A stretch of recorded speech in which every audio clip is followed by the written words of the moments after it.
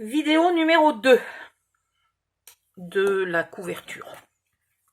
Voilà, je viens juste de finir le deuxième côté qui est même pas encore bien collé. Voilà, j'ai bien écrasé. Et maintenant, donc là mon papier, il est souple. Donc cette opération sur ma couverture à moi pourrait se faire en 2 secondes, mais je vais vous montrer comment on l'a fait vraiment comme... Mince. Ah, pardon. Voilà, donc petit à petit, avec une main, donc moi je suis droitière, avec la main droite, vous faites des allers-retours comme ça, et avec la main gauche, vous remontez la couverture. Voilà. Sérieux, je pourrais le faire en une demi-seconde, mais je préfère quand même bien marquer. Voilà. Là, vous arrivez à un moment où votre couverture va coincer votre plioir, vous ne pourrez pas, donc doucement, vous finissez de la plier et vous donnez un petit coup, mais pas avec le tranchant, hein, avec le plat et sans insister trop, sans appuyer trop, vous donnez un petit coup ici. Voilà. On fait la même chose de l'autre côté. Alors, j'ai pas eu le temps de laisser sécher tout ça pour faire des vidéos courtes. Ah là là. Donc, vous pliez petit à petit jusqu'à ce que vous ne pouviez plus bouger votre plioir parce qu'il est écrasé par la couverture, il est coincé par la couverture. Et là, un petit coup avec le plat, sans insister, sans appuyer. Et voilà, et votre couverture, comme vous le voyez, elle se plie, mais complètement quoi. Voilà, donc on a des plis là, pas trop moches. Hein, surtout si on donne un petit coup d'ancrage, on verra rien du tout. J'ai mis de la colle, mais de partout. Travail de sagouin. Maintenant, vous vérifiez vos dimensions si vous vous en souvenez plus. Et vous coupez un morceau qui soit 5 mm plus étroit et 5 mm moins long que ce morceau. Alors, il y en a qui auraient sorti 2 feuilles quand même pour bosser. Donc là, je pourrais presque tricher et utiliser un bout, mais ça serait moche quand même. Hein. Donc, soit vous mesurez ici, vous vous mettez à ras de votre couverture, vous faites un trait à peu près 5 mm plus court, soit vous mesurez et vous reportez ici. Donc moi j'ai... Ah mais mince, je le fais en pouces moi. Non, non, attendez, il faut que je vous le fasse en centimètres. J'ai 12,8, donc je vais mettre 12,3. Voilà, par 12,3. 12,3 ici, 12,3 là, pardon.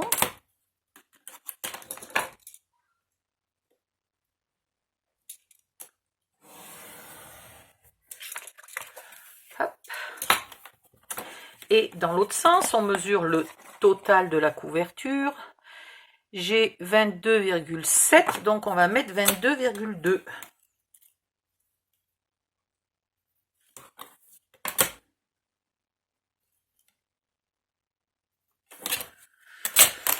Voilà.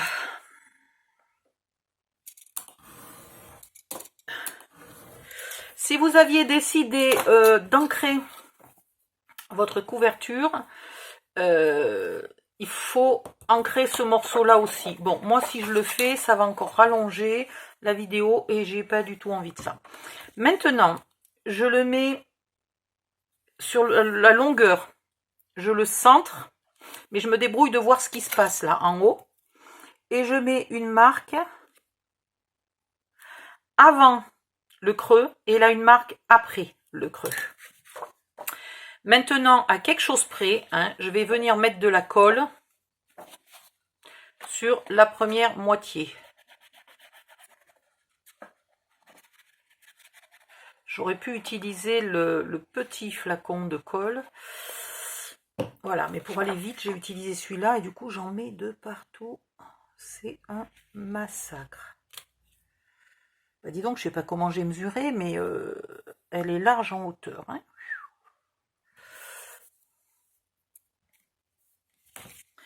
Là, vous faites bien coller jusqu'à la limite du premier creux. Voilà.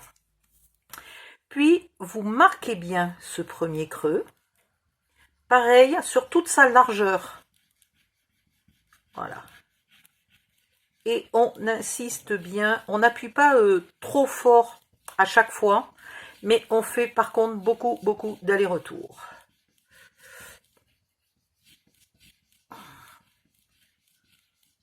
Il n'y a pas d'enfants dans le groupe hein, qui écoutent les tutos. Bon, c'est comme le sexe. Ça sert à rien d'y aller comme un bourrin. Il vaut mieux faire beaucoup d'allers-retours. Hop. Voilà, donc je n'ai collé qu'une partie. Et maintenant, je vais pareil, faire des allers-retours et remonter ma couverture. Voilà, pour être sûr que là et là, ça soit bien collé, que ça ne bouge pas et que mon papier ne fasse pas un ventre là, ici. Voilà. Maintenant, je colle approximativement. Voilà, je suis généreuse en colle aujourd'hui, dites donc. On dirait pas qu'on est en période d'action est fermée. Au secours, j'ai plus de colle. La vache, j'en ai mis de partout. C'est pas terrible, hein? Heureusement que cette colle s'enlève bien sur les doigts. Parce que là, j'en ai absolument de partout. C'est un massacre. Maintenant, je vais me mettre la droite. Et ici, je vais coller, mais en poussant vers le creux que j'ai déjà marqué.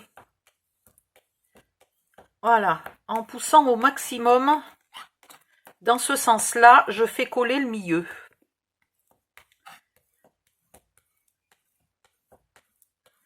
Tagadigadou, encore une vidéo qui va durer 2 heures. Enfin bon, depuis que que je teste la box de ma voisine, elle m'a filé son mot de passe. Je teste la box fibre. Ouh!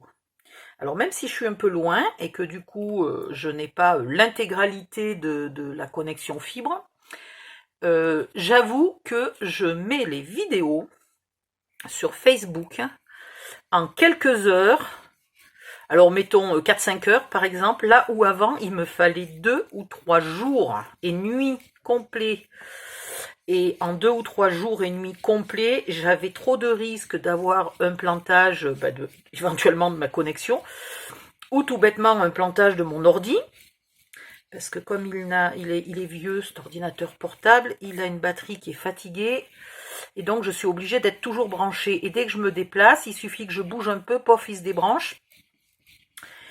Et je suis obligée de recommencer la vidéo à zéro. Tandis que là, j'ai juste à faire attention pendant 3, 4 ou 5 heures, ce qui est quand même moins monstrueux. Voilà. Là, je retourne ma couverture pour bien marquer le pli tout en pliant la page qui n'est pas encore collée. Voilà. Donc là, c'est pareil, il faudrait avec cette colle attendre légèrement plus, que ça soit vraiment bien collé. Mais bon, voilà, même avec la fibre, je ne veux pas tenter de faire des vidéos de 3 heures de long. Hein. Donc, je colle la troisième partie. Je vais venir mettre de la colle un peu au bord, là. Allez, hop.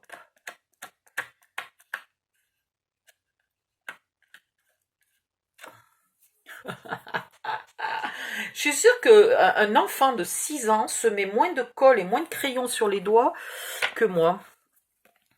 Donc, là, pareil, je tiens ma couverture pliée et je colle en poussant le plus possible vers le creux. Là, je marque un peu, je colle un peu, mais voilà. Je pousse toujours, hop, comme ça. Hop, hop, hop. Voilà. Et là, je finis de faire coller. Voilà. Et votre couverture, normalement, j'ai rien à faire. Et doucement, comme ça, elle se plie complètement à plat. Donc là, je vérifie qu'elle est bien collée partout. Je vérifie que quand je plie, j'ai pas de ventre. Où vous êtes? Je suis pas en face de la carte. Voilà, j'ai pas de ventre.